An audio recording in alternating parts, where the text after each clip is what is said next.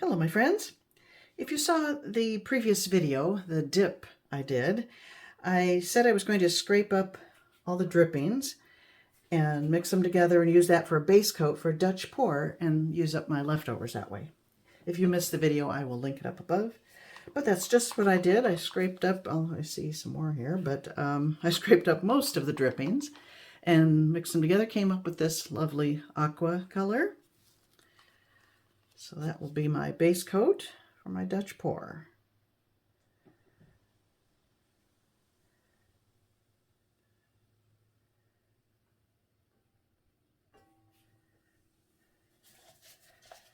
And I wish I mixed it a little better.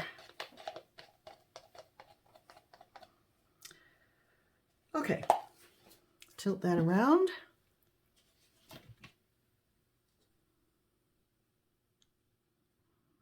I like these paints a lot for these Liquitex Basics fluid paints for Dutch pours.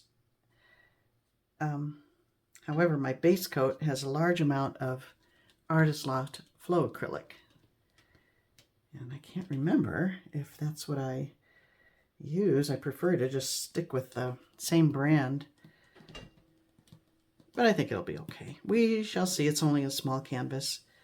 I just love using up paint. Over here, oh, that is a pretty color. Isn't that something? This has got silver and viridian, a couple of a light lilac,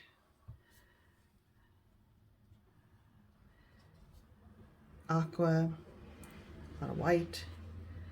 Now I didn't really care for the look of the silver in the dip I did, and I felt I needed more contrast. So I added to the silver leftovers some more Floetrol and a little bit of dioxazine purple.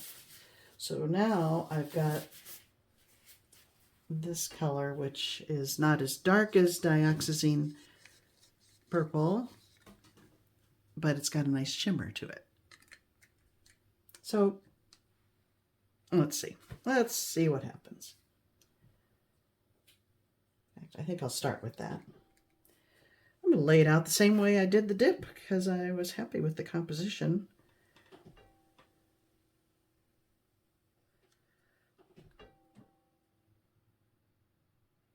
Of course, the Dutch pour, I won't add the third little leg that I did to the previous one.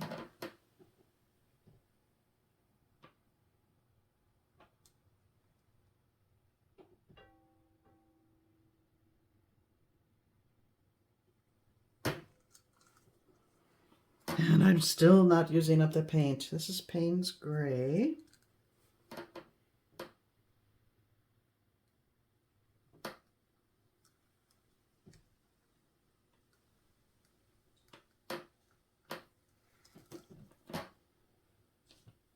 Viridian. Is that what it is?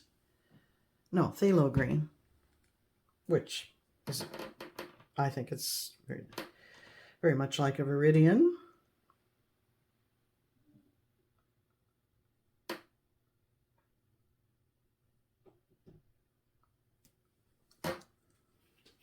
And lastly, this one, light blue violet.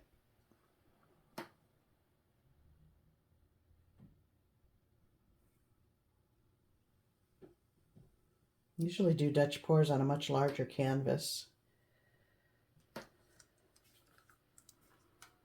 Okay.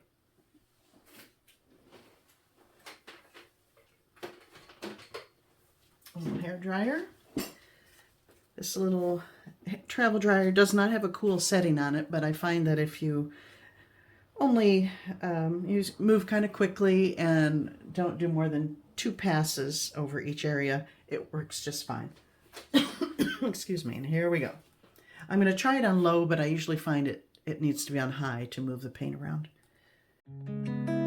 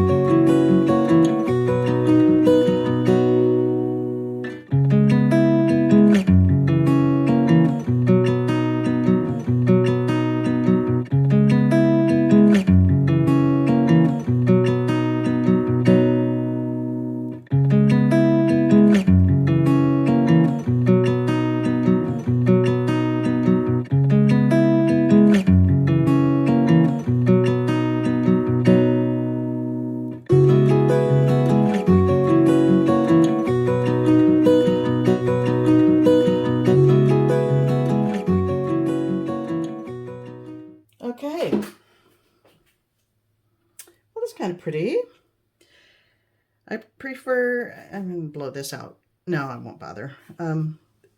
I prefer to kind of jag it out the edges so they're not quite so round. I just think it's a personal preference. I prefer that appearance rather than just roundy petals. So there we go. And these paints seem to work well on the Artist Loft background. Look at that, it's pretty. I like that little, just a hint of cells. They're not real big. And that's the way I like it in a Dutch pour. I mean, I like cells on some paintings, but in Dutch pours, I don't want them any bigger than this. I think it's quite pretty. Well, there you have it. 2 very simple pours, simple recipe. All the details are down below as always. And thank you, my friends, for watching. See you next time.